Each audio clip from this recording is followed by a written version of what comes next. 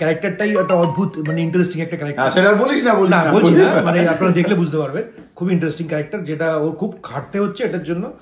Hello guys, welcome to Facebook blog. তো আজকে আমি চলে এসেছি শুটিং এ। এটা হচ্ছে মেকআপ রুম, আর সাথে আছে রাজাদা। Hello hello hello hello hello. তোমাকে আমি বলেছিলাম যে স্টোরিটা মনে আছে তোমার? কোন স্টোরিটা? যে আমি যখন জুনিয়র আর্টিস্ট ছিলাম তখন হচ্ছে তোমার সাথে আমি একটা পোর্শনে ছিলাম, মানে তোমার ভালোবাসাটা।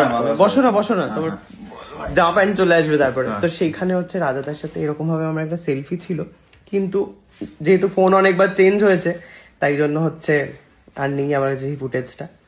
তো আর বলো, তোমার কেমন লাগছে এই প্রজেক্টটা? আমার খুব ভালো লাগছে। আমি শাহরুখের বিষয়ে একটা কথা বলবো। শাহরুখ খুব ভালো ছেলে, জেনুইনলি ভালো ছেলে। ওর ফেসবুকে ও যে ব্লগ গুলো বানায় সেগুলো দেখি, তোমরা আরো বেশি বেশি করে শেয়ার করো। ওকে, আমাদের সাথে রয়েছে বিভান দা। হ্যালো, কেমন আছো? বিভান দাকে আমি সেই ছোট্টবেলা থেকে চিনি, মানে অনেক দিন, মানে 2009 হবে, 2009 তখন ক্লাস 9-এ পড়ি, তখন থেকে চিনি। তো বলো কিছু আমার ব্যাপারে, নিজের ব্যাপারে। প্রজেক্টের ব্যাপারে চিনি ও বলেই দিল। তো আরো বেশি করে ওর মানে ওর ব্লগ গুলো দেখুন আপনারা, এবং আমরা খুবই এনজয় করে শুটিংটা করছি, একসঙ্গে সবাই রয়েছি অনেকদিন পরে। শাহরুখের সঙ্গে প্রথম কাজ করছি আমি বেসিক্যালি। আর একটা কথা, সবাইকে দেখতে হবে চিরসখা। শাহরুখ খুব ভালো পাঠ করছে।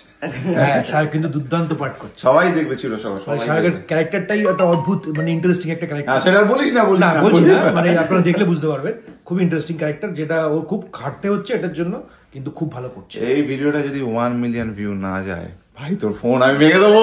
1 মিলিয়ন তোর এমনি যায়, 2 মিলিয়ন যেতে হবে। হ্যাঁ ঠিক আছে, 2 মিলিয়ন আর 1 লাখ লাইক। এত সবাই আমার ব্যাপারে কথা মনে হচ্ছে আমি সবাইকে শিখিয়ে রেখেছি যে হ্যাঁ বলো, এক্ষুনি ক্যামেরা অন মানে আমার সম্বন্ধে ভালো কথা বলতে হবে। তো যাই হোক, দেখা হচ্ছে আবার লাঞ্চ টাইমে। Tata, bye. হচ্ছে দাদা ভাই বাড়িতে, দাদা ভাই মাটন মাছ সবকিছু খাচ্ছে। মাটন না, সরি চিকেন। আর আমি এখানে অসহায়ের মতো ছোট্ট ছোট্ট বাটিতে আমার লাঞ্চ সারছি। সবকিছু খেয়ে নিয়েছে, সবকিছু ধ্বংস করে দিয়েছে বৌদির ভিডিওতে যা দেখলাম। কিভাবে বাড়িটা রেখে আসবো সেটাই বুঝতে পারি না মাঝে মধ্যে। এমন একটা লক লাগিয়েছে, এটা হচ্ছে বাথরুমের লক, মানে বাইরে থেকে কোনোভাবেই ওটা লক করা যাবে না, শুধুমাত্র ভেতর থেকেই লক হবে। শুটিং চলছে ভীষণ আনন্দের সঙ্গে, কিন্তু মনটা পড়ে রয়েছে বাড়িতেই।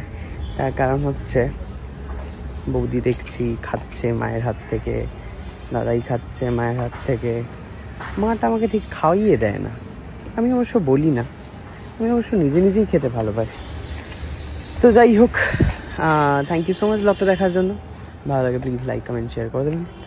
আর ক্যারেক্টারটার মধ্যে কিন্তু একটা ভীষণ রকম টুইস্ট আছে, হ্যাঁ, এটা সবাই বললো, সেটার জন্য কিন্তু তোমাকে ওয়েট করতে হবে। ওকে, দেখতে থাকো চিরসখা, আসছে খুব তাড়াতাড়ি।